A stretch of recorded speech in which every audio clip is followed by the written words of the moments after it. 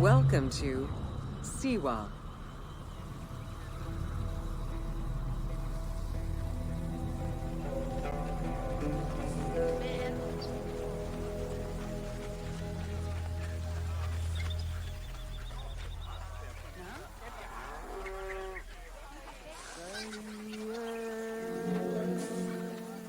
The Siwa Oasis is in the western desert of Egypt. Geographically, the Siwan Oasis is located in a depression 20 meters below sea level.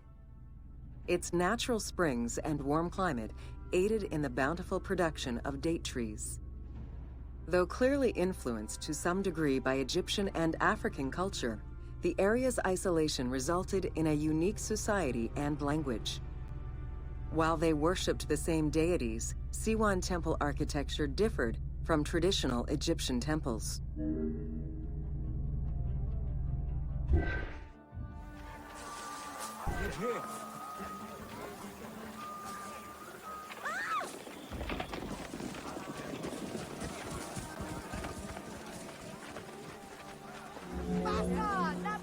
Old Kingdom Egyptians referred to the oasis as cauldron, due to its unique geographical structure. Oases were crucial for nomadic tribes and caravans. Without them, there was no chance of survival in an otherwise harsh landscape. As such, oases quickly became hubs for trade, as well as areas of political control.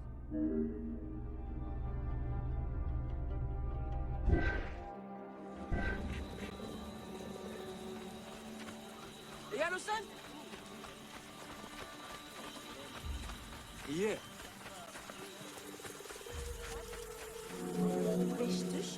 Because of the dry climate, there is very little rainfall to sustain the oases.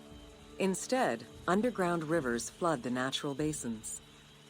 Since many oases have a north-south orientation parallel to the Nile, some geologists suggest they were once tributaries of the mighty river. There is evidence that ancient Egyptians attempted to create some oases.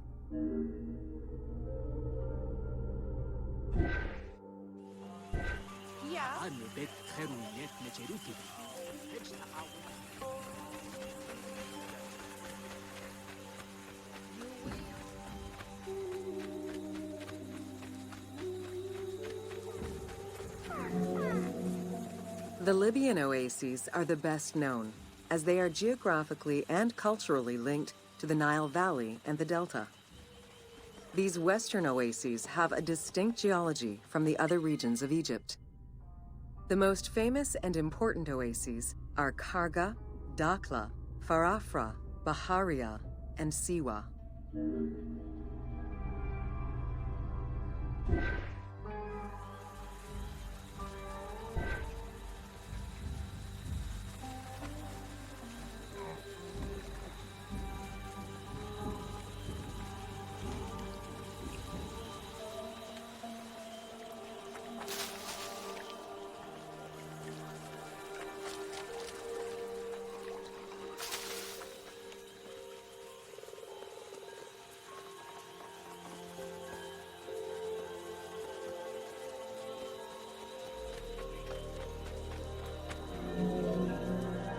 The Spring of the Sun is one of many thermal sources in Siwa, with the particularity that Cleopatra would have bathed in this one, giving it its name. The presence of the source beneath was attested already by Herodotus during the 5th century BCE, when the oasis was called Amuneion by the Greeks of Cyrene.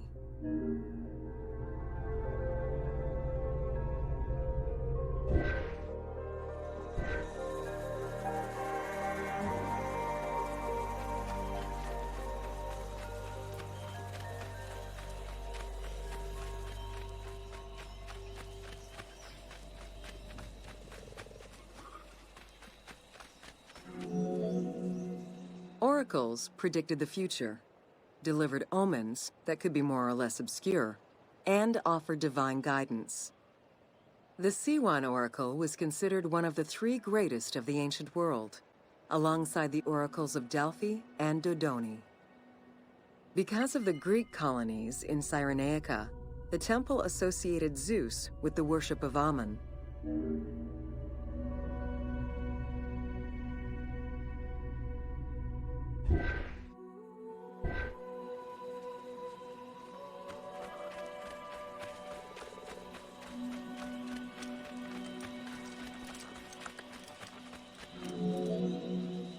It is no wonder that Alexander the Great made the perilous journey to Siwa in order to consult the oracle, emulating the actions of mythical heroes such as Hercules and Perseus.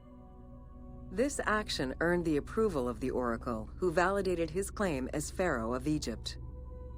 He was confirmed as the son of Amun, conferring upon him the most legitimate claim to date of all Egypt's foreign invaders.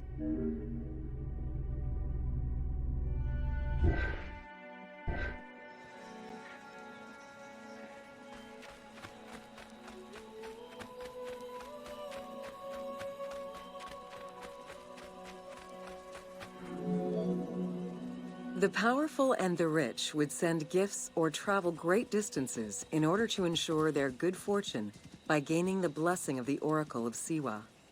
Every successful blessing only increased the soothsayer's prestige. Runner Eubotus, a famous citizen of Cyrene, consulted the oracle in order to know if he would win the 93rd Olympic Games race in 408 BCE. He did, enhancing the standing of the Siwan oracle in the process.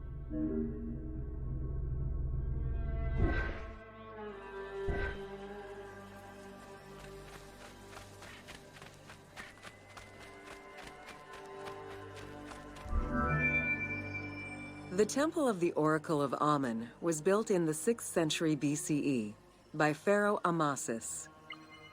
In the game, its entrance is guarded by ram-headed sphinxes, the animal representing Amun.